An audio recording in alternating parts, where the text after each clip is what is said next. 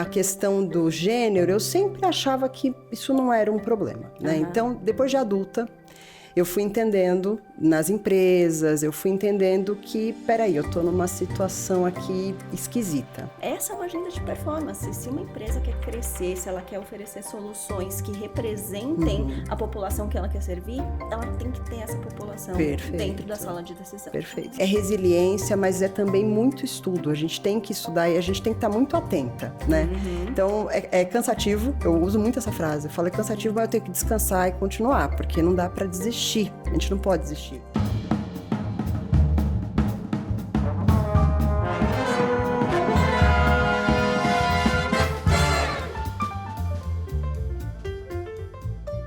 Não basta ser boa no que faz. Em algum momento da carreira, a competência precisa encontrar uma voz. E essa voz não vem do ego, ela vem da clareza, da estratégia, de saber onde você quer chegar e como você se posiciona para isso.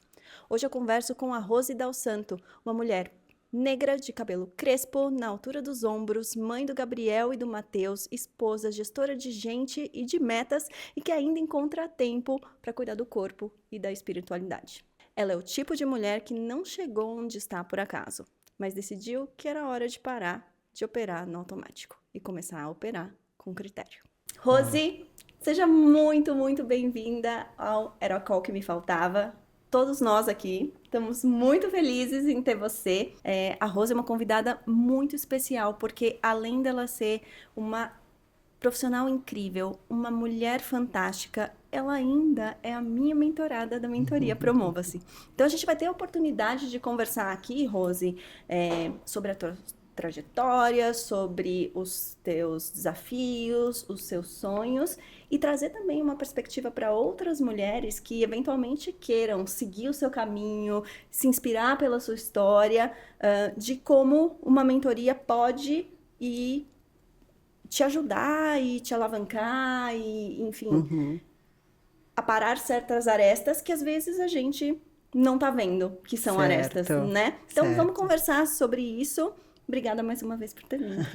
Eu que agradeço o convite, é muito importante para mim estar aqui, acho que faz parte da minha trajetória, faz parte de mais um passo que eu estou dando na minha carreira, né? Eu acho que tem momentos na vida que a gente vai avançando, né, alguns degraus e deixa de ser só transpiração e passa a ser inspiração. Eu acho que eu estou chegando nesse momento, não tem certo e errado, não tem hora certa de acontecer, é a hora que está acontecendo para mim. Eu costumo fazer, né, a minha audiodescrição, né? Eu sou a Rose, uma mulher negra que tem o cabelo crespo na altura dos ombros, estou com uma roupa preta por baixo, um blazerzinho amarelo, né, que eu gosto bastante. Hoje o tempo melhorou um pouquinho em São Paulo e estou super disposta e animada para esse papo nosso aqui, para dar continuidade com o que a gente vem conversando nos últimos meses, né? Maravilha. Bom, por trás de toda mulher incrível do mundo corporativo sempre tem uma história de luta, uma história de superação. E quem acha que não é assim, tá se enganando, porque essa é a natureza da vida. Eu queria que você contasse um pouquinho da sua história. Quem que é a Rose, além do crachá e além do cargo? Nossa, é muito legal falar, né, da nossa história, relembrar. É uma história que eu revisito com muito carinho, né? Minha história, uma história que começou ali nos anos 80, na periferia de São Paulo, né? Eu sou a filha mais velha de 3 filhos, né? Então, de um relacionamento interracial. Minha mãe era branca, meu pai é negro.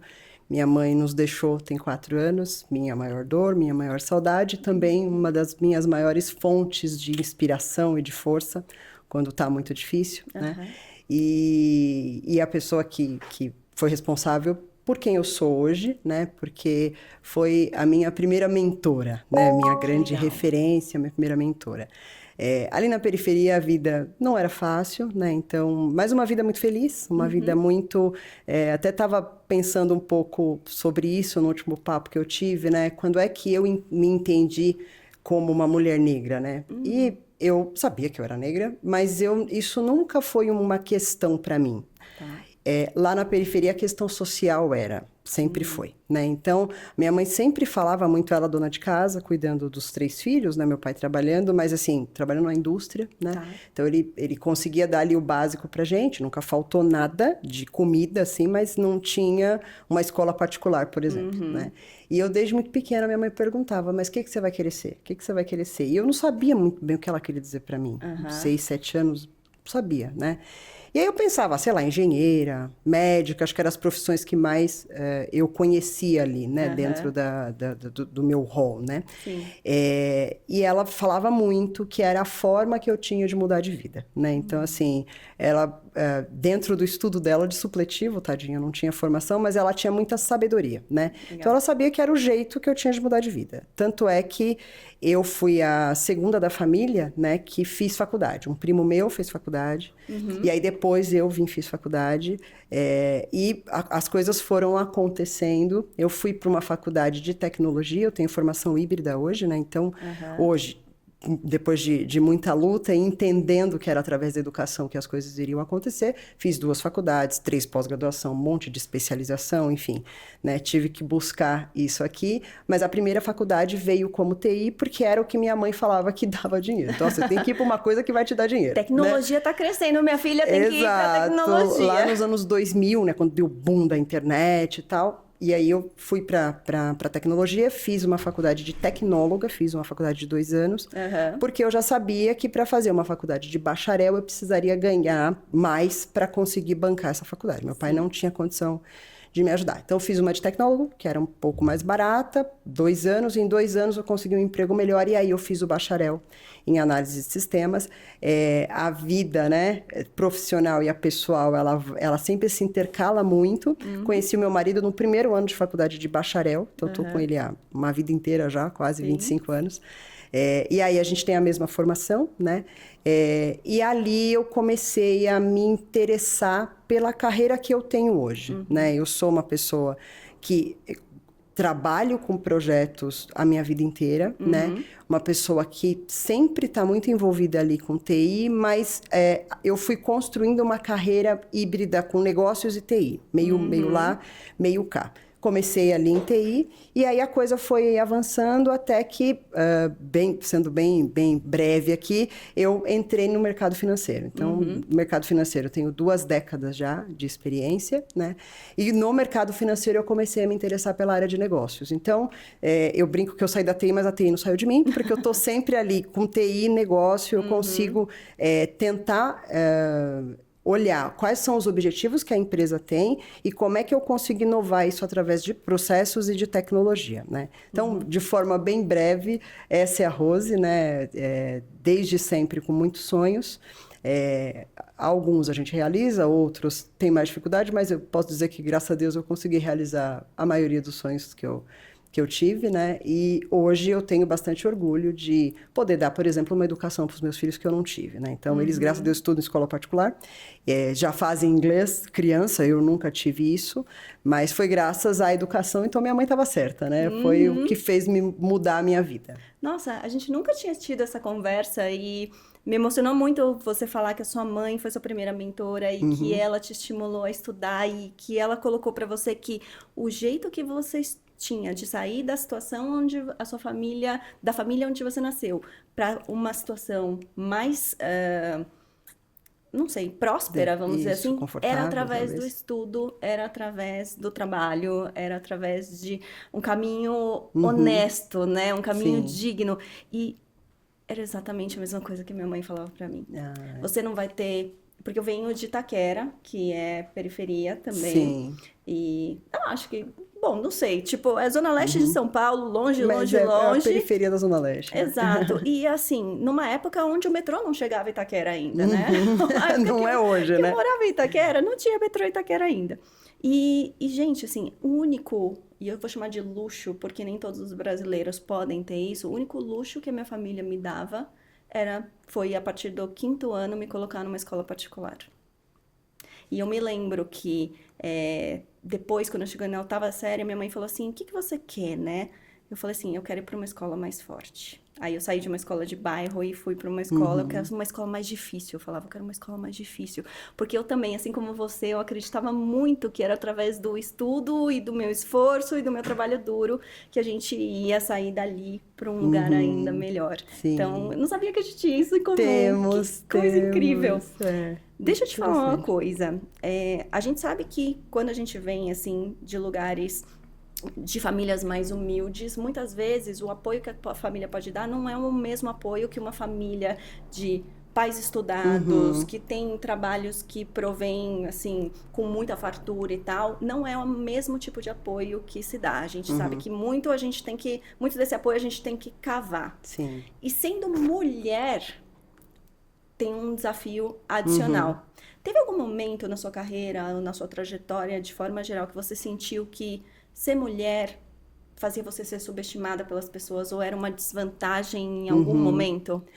Olha, Ana, isso, do mesmo jeito que eu demorei para me reconhecer, né, racialmente falando, eu demorei para entender essa questão do gênero. Eu acho que também é uma proteção, né? Então, a questão racial, a minha mãe também, tadinha, me protegia, né? E, você é morena, porque como eu não sou negra retinta, então eu era morena, né? E a questão do gênero, eu sempre achava que isso não era um problema, né? Então, depois de adulta, eu fui entendendo nas empresas, eu fui entendendo que, peraí, eu tô numa situação aqui esquisita, né? Teve uma situação que eu cheguei a perguntar para um colega, porque estava tão evidente ali, e eu sempre achava, não, mas deve ser coisa da minha cabeça, isso não deve estar acontecendo. Sabe aquela coisa que já deve ter acontecido contigo, que você fala e a pessoa não te ouve, aí você fala e a pessoa não te ouve, e você fala e começa a entrar para uma briga, começa a ficar esquentou. E eu tentando falar, e aí um colega, que inclusive trabalhava para mim, era meu funcionário, falou a mesma coisa, e o rapaz do outro lado entende, agora eu entendi. Eu falei, ué, tá acontecendo alguma coisa estranha aqui, né? E aí eu perguntei para esse colega que trabalhava comigo, eu falei, foi impressão minha ou você sentiu? Ele falou, não foi impressão sua, Rose, foi isso mesmo, é porque você é mulher. Então, isso foi a que eu percebi, mas eu já passei por várias situações, depois eu comecei a pensar você faz a ata da reunião porque sua letra é bonita. Eu era a única mulher da mesa, né? Você faz a ata da reunião, sua letra é bonita, porque você é organizada. Exato, você é organizada. Rose, você anota pra gente, né? Ou porque ali eu era a única mulher, ou porque é o cargo mais baixo, né? A gente tem que fazer uma apresentação, mas os outros não vão entender. Como você é ótima para entender o que a gente precisa, você faz pra gente a apresentação? E eu fazia. Porque eu sempre achava que eu estava ajudando, né? E aí, chegou onde eu cheguei, né? Assim, que, eu acho que a gente fala muito sobre isso na nossa mentoria, e talvez a gente até comente aqui, mas eu vou me antecipar. Eu caí na falha do sistema aí, a vala do sistema veio aí, porque eu sempre acreditava que eu estava fazendo para ajudar. E aí, depois, pensando com lucidez que eu tenho hoje, eu falei, não estava fazendo para ajudar, eu estava nessa posição ou porque eu sou mulher, ou também porque eu sou uma mulher negra, né?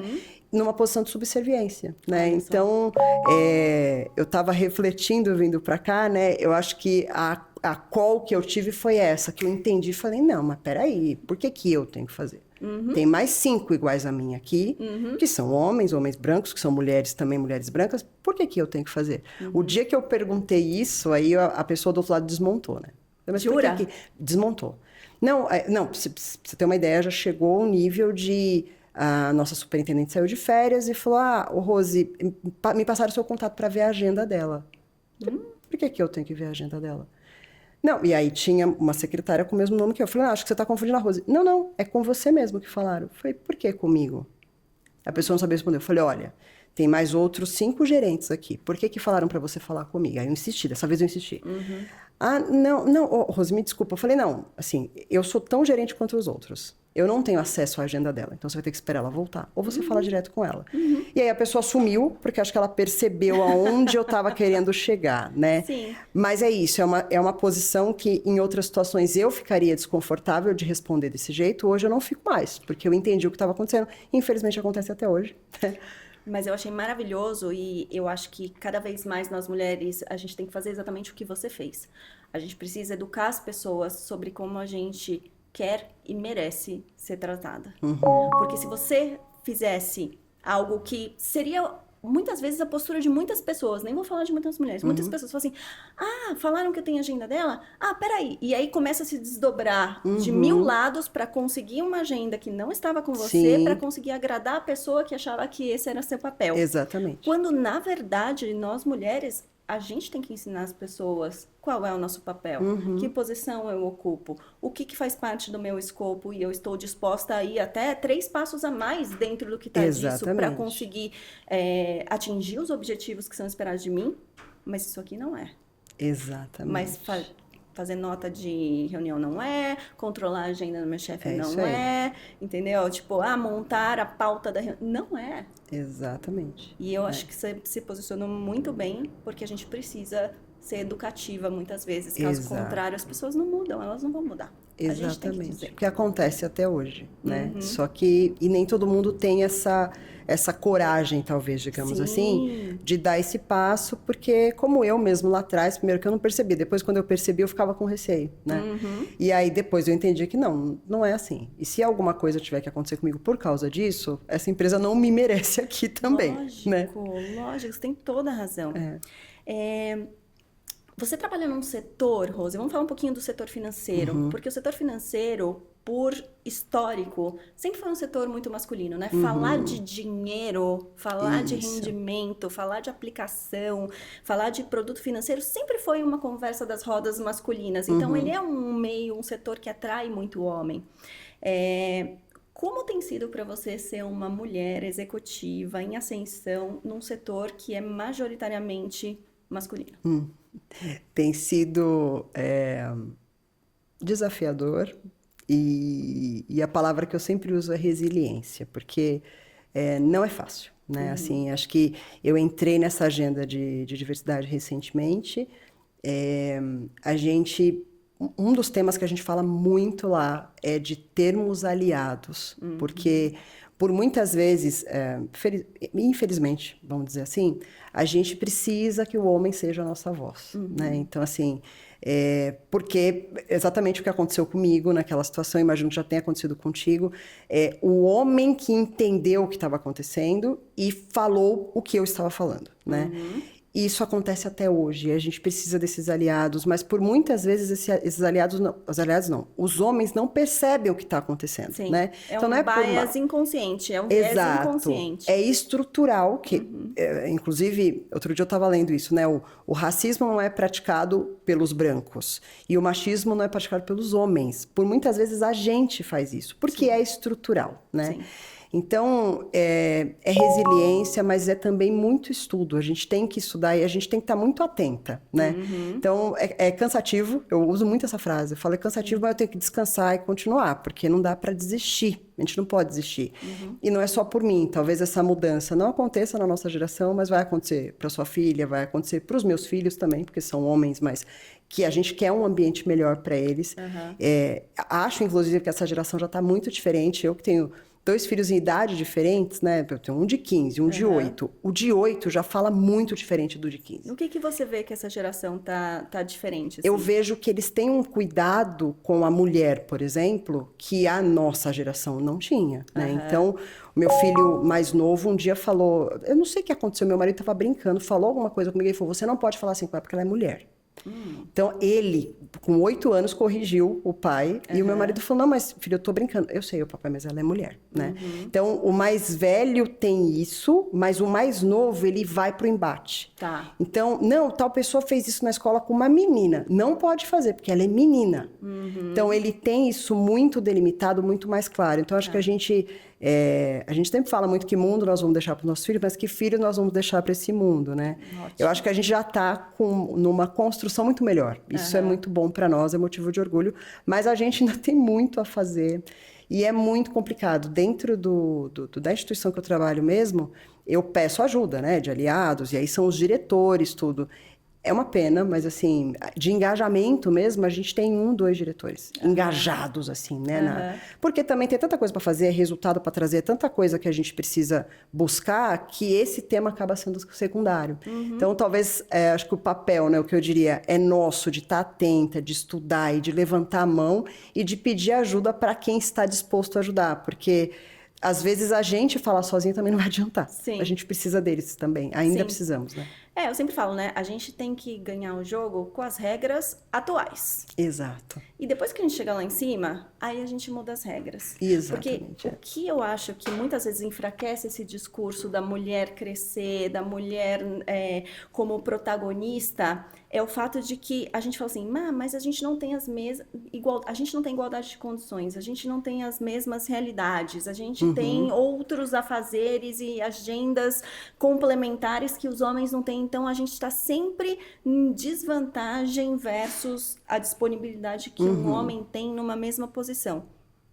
Cara, esquece isso, bola pra frente. Quando você chegar lá em cima, aí você fala assim, tá, agora vamos rever as condições de todo mundo. Exato. Vamos rever as condições de atuação, de competição, de promoção, considerando diferentes realidades. Porque eu acho que o discurso, ele perde força quando ele vira militância de quem ainda não chegou lá. Exato, perfeito. Sabe assim? Mas se você já chegou lá, você já jogou esse jogo, você mostrou que você é capaz, agora vamos de cima para baixo. Exatamente, Desmantelar esse sistema, sabe? Senão a gente invalida toda uma luta, né? Então, eu também tomo bastante cuidado com isso, de, mas não posso parecer a militante, né? Eu falo muito isso, né? Porque também a militância, a dor do outro às vezes é militância para você, né? Mas a gente tem que tomar cuidado. Então, e às vezes, acho que até hoje eu tomei tanto cuidado que às vezes eu falo, não, é coisa da minha cabeça, não é possível que não é isso. Que seja isso, né? E agora, me aprofundando muito no tema, eu percebo que muitas vezes não é a militância. Mas é isso que você falou, o jogo é junto. Não adianta a gente ficar nós e eles.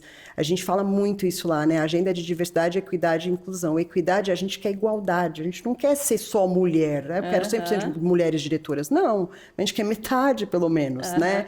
A representatividade justa, né? Exatamente. Para não ficar uma outra minoria, né? Mas hoje ainda é cansativo. Isso é uma questão de negócio também, né? Eu acho que ele tem uma lógica de reparação histórica, mas tem uma lógica de business, de performance também. Essa agenda, quem acha que a agenda de diversidade é uma agenda só social, está muito enganado. Exatamente. Porque com os problemas ficando cada vez mais complexos, a gente precisando de cada vez mais diferentes perspectivas e perspectivas únicas. Para resolver esses mesmos problemas complexos, não dá para você ter só homem branco de terno dentro da sala. Perfeito. Essas perspectivas novas não vão vir. Perfeito. Então, essa é uma agenda de performance. Se uma empresa quer crescer, se ela quer oferecer soluções que representem a população que ela quer servir, ela tem que ter essa população dentro da sala de decisão. Perfeito. E é comprovado, né? A gente tem um estudo recente da McKinsey que diz que até 39% mais resultado em empresa diversa, né?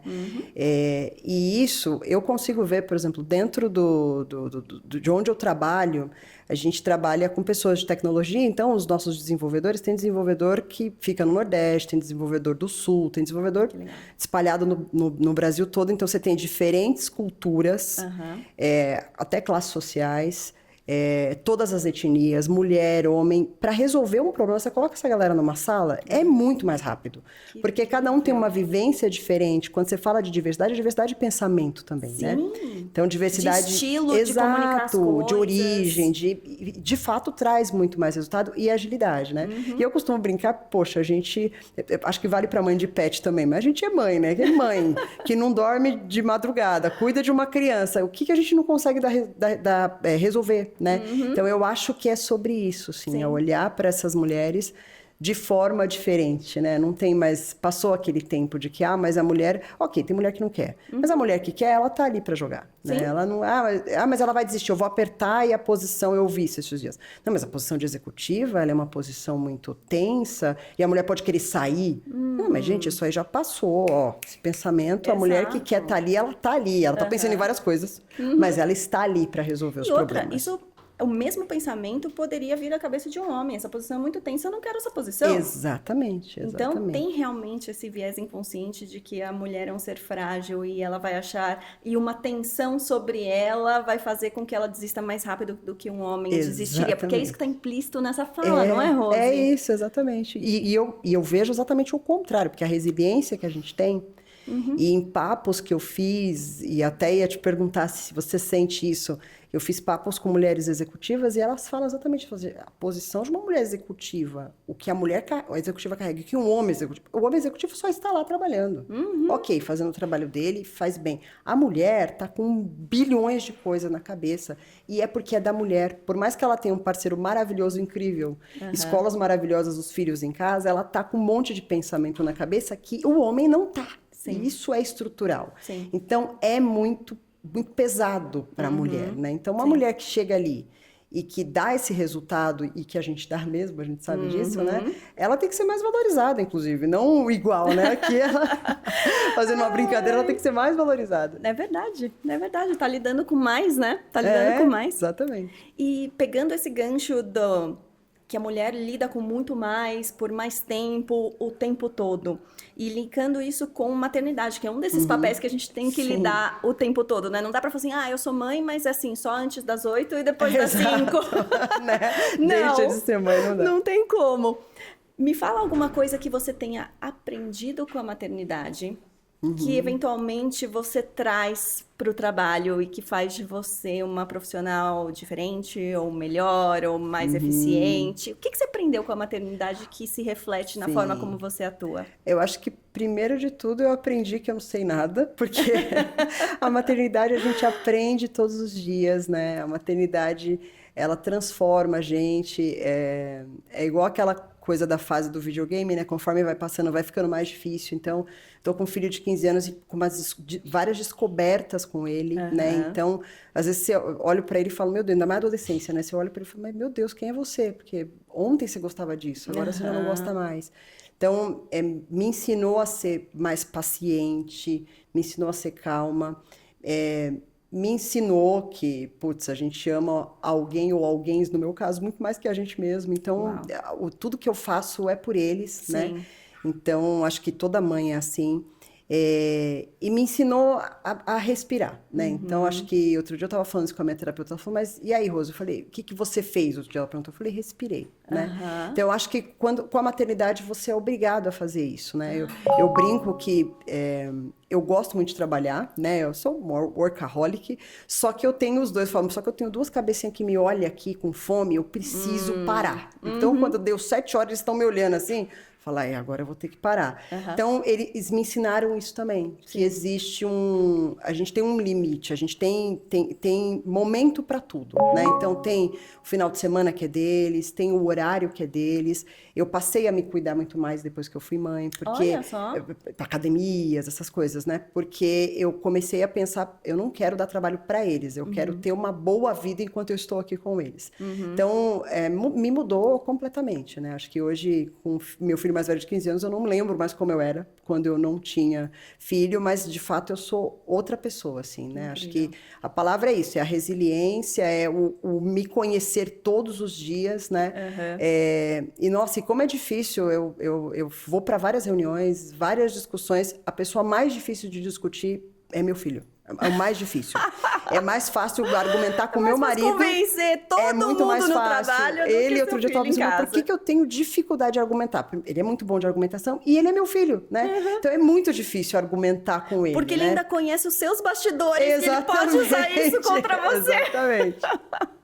Muito bom. Adorei. Nossa, eu também aprendi tanta coisa com a maternidade. Eu tenho até dificuldade. Eu fiz essa pergunta para você e eu tenho até dificuldade de falar se alguém me perguntasse o que seria. Aprendi muita coisa. Mas muda muito, né? Nossa, um senso de humildade, assim, sabe? Gigantesco. Você fala assim, cara, tipo, tem coisas muito mais fortes do que aquilo que a gente dá importância e diz que, nossa, precisa de muita força. Não, gente, precisa de muita força para dar à luz a um ser humano e fazer ser uma boa pessoa. Exatamente. Cara, o resto a gente tira de letra. Isso aí. Não é? Dúvida, dá uma relativizada nos problemas mais mundanos e um senso de o que é prioridade e o que não é prioridade, sabe? Sem dúvida. Nossa. Mas não sei se essa é a minha resposta final. Sempre, você tá falando, eu tô colocando mais coisa na minha resposta também. Eu quero te perguntar, agora eu quero mudar a nossa conversa um pouco, dirigir nossa conversa um pouco para a experiência da mentoria. Eu sei que a mentoria Promova-se, que a gente fez juntas, Sim. não foi sua primeira mentoria, você já tinha tido experiências nesse sentido. Sim. Conta para mim um pouquinho por que você buscou mentoria num primeiro momento e por que você buscou a Promova-se comigo. Olha, acho que primeiro eu vou fazer uma conexão com o nome, né, do podcast, porque eu estava refletindo sobre isso, né? Qual que foi a call que me faltava, né? E aí eu estava ali vivendo a minha vida, trabalhando, né? As coisas foram acontecendo na minha carreira, demorava um pouquinho, acontecia, tal. E aquela coisa meio, próximo passo, eu vou ser promovida, tal coisa. Próximo passo, vai acontecer isso. Eu só trabalhar bem, né? Eu vou ter uma boa avaliação. E o sistema vai me reconhecer. Exatamente, as coisas vão acontecer. E aí eu comecei a perceber, começou a me gerar um incômodo de que talvez eu não tivesse no lugar certo, né? Então, eu gostava ali do que eu fazia, mas eu começava a olhar para quem estava do meu lado e falar, mas peraí, qual que é o core dessa área? O core dessa área é isso. Eu não sou boa neste core, eu sou boa em outras coisas. Será que tem outros lugares que eu posso trabalhar com isso que eu faço? E aquele incômodo foi ficando ali, né? Aí eu fui fazendo algumas conversas, algumas reflexões, comecei a pensar, falei, poxa, eu já tinha feito, né, 2 faculdades, pós-graduação, especialização. Falei, será que eu faço um outro MBA? Aí conversei com meu marido e ele falou, mas você acha que isso vai te promover?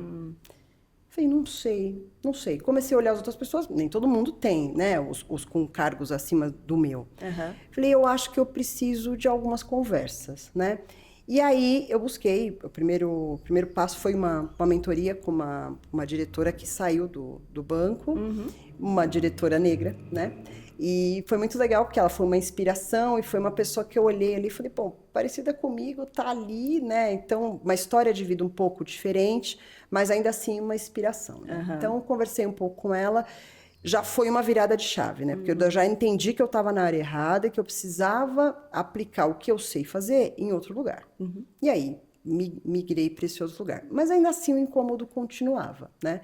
Na verdade, até antes de migrar, aí foi a call mesmo, né? Aí eu tive um feedback, né? E o feedback foi feedback e depois teve uma rodada de promoções ali na empresa que eu trabalho, né? Então, no feedback, foi tudo bem, você foi acima, né, do esperado e tal. E vieram as promoções e foi promovido um homem branco e eu não fui, né? E aí eu chamei, né, a minha gestora e falei, mas eu falei, eu sei a resposta, mas eu queria ouvir de você. Por que que eu não fui promovida? Olha, ele não é melhor que você. Você é melhor que ele, mas eu não consigo defender a sua promoção.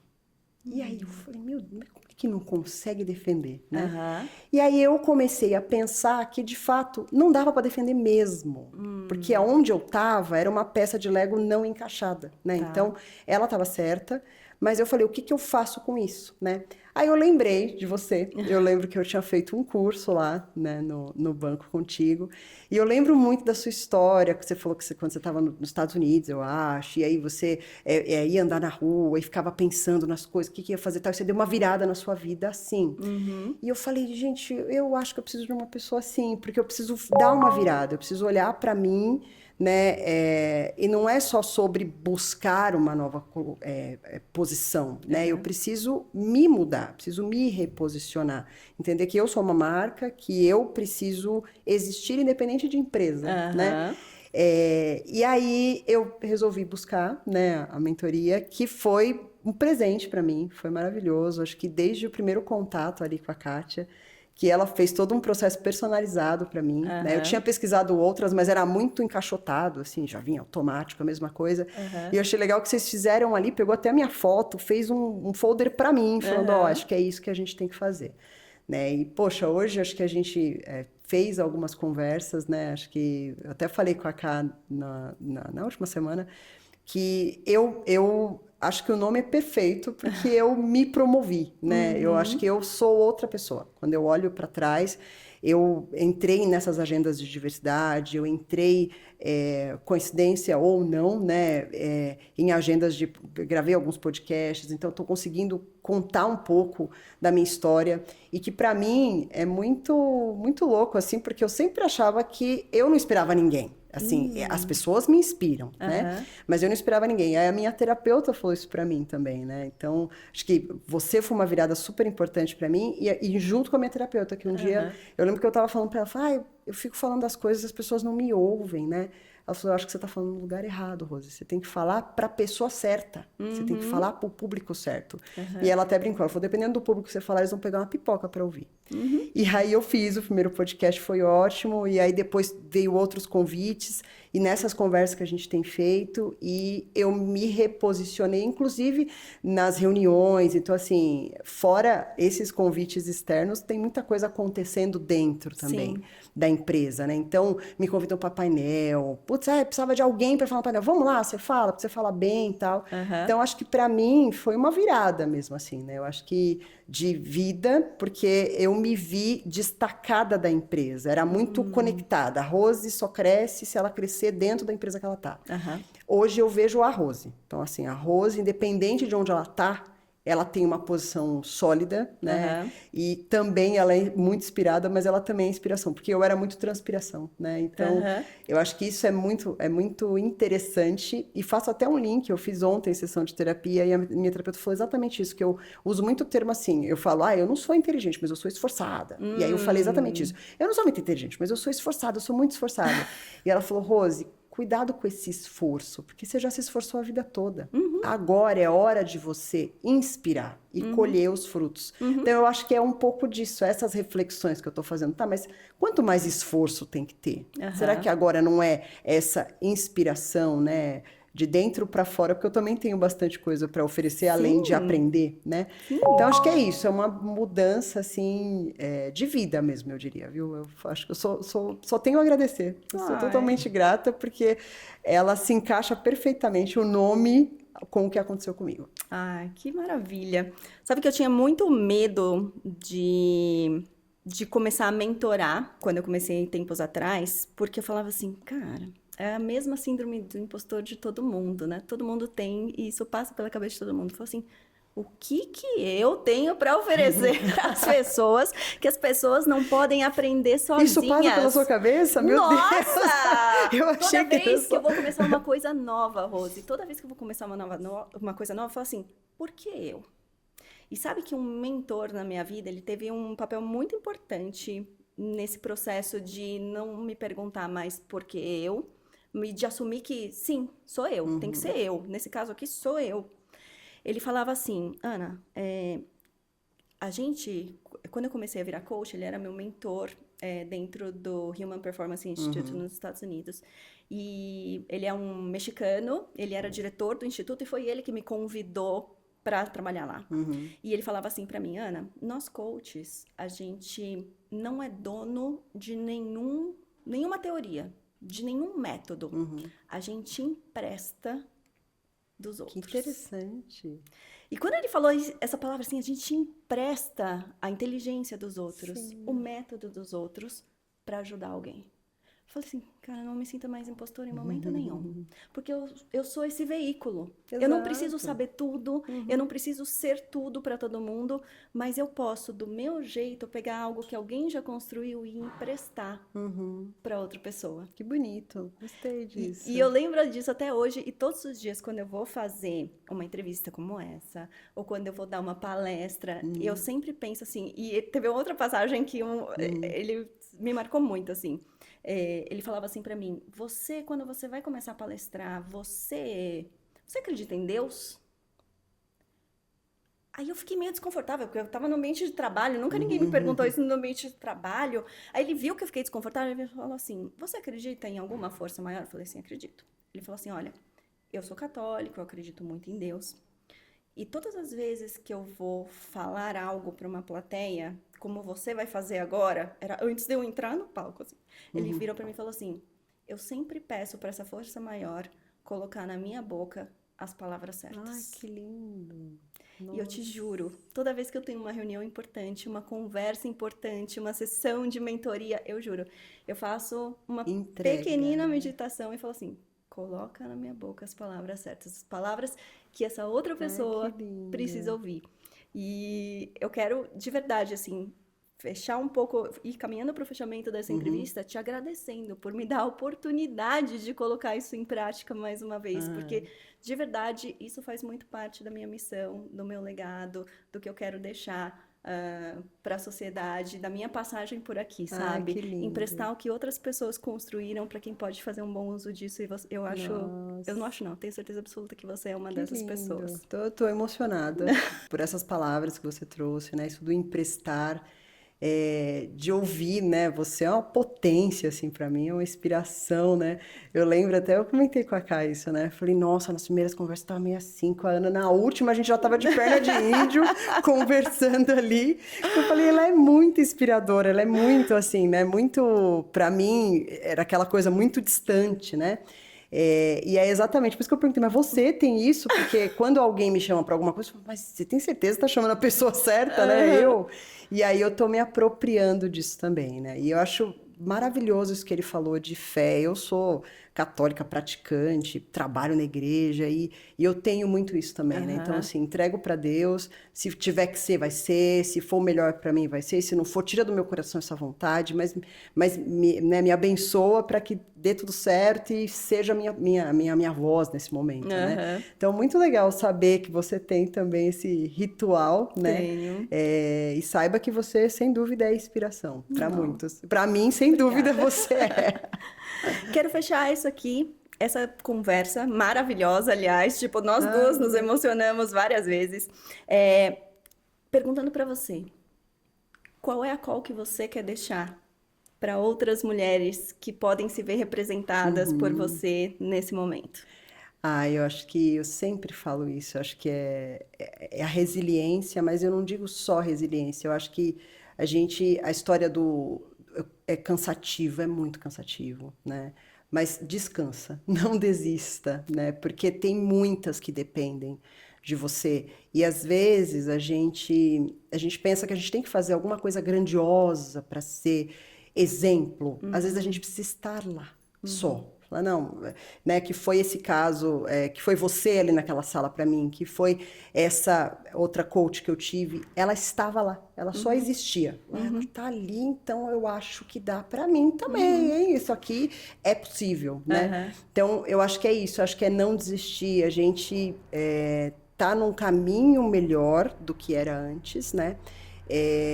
A gente tem esse monte de problema estrutural que é nosso também, então nós não vamos ter uma cabeça livre de problema que a gente mesmo traz, como os homens têm, mas a gente pode fazer uma história muito bonita e sendo a gente mesmo, né? Porque assim, a gente não precisa ser masculinizada, a gente pode ser a gente pode ter a nossa essência, essa é a beleza da diversidade, inclusive. Mas a gente não pode desistir, porque se a gente desistir, outras que estão vindo não vai ter essa referência. E quem está vindo agora, elas sabem mais o que querem, né? E o que não quer também, que eu acho que isso é importante, Ana, para a gente fechar, que eu aprendi com você também, né? Não, eu sei o que eu quero. Não, primeira coisa, o que você não quer? Né? Então, isso ficou muito claro para mim, né? Agora, depois de adulta, eu acho que é isso. Acho que saiba o que você não quer, mas você sabe o que você quer também? Não desista. Descansa, chama a gente para conversar. Exato. Né? Teve dúvida, chame mentores. Eu aprendi isso também com você. Não é um mentor, você vai ter que ter vários ao longo da sua vida.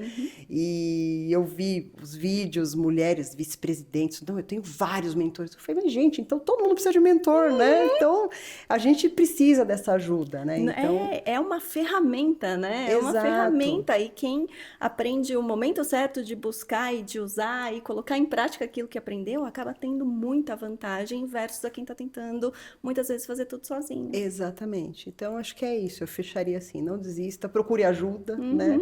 E qualquer coisa, procura por pessoas como você, né? Inspiração, porque às vezes a gente só precisa estar lá. E só de estar lá a gente já motiva outras a chegarem onde a gente está também, né? E juntas a gente é mais forte, né?